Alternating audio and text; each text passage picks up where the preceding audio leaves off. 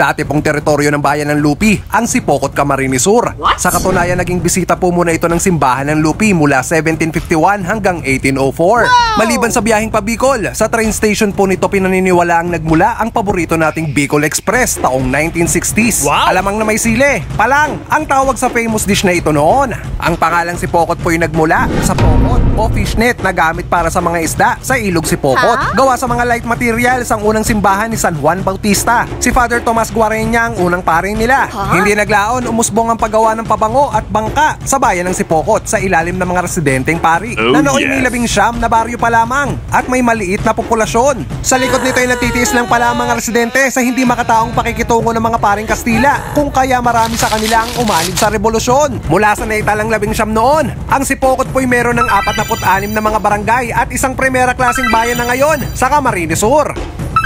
Follow me for more!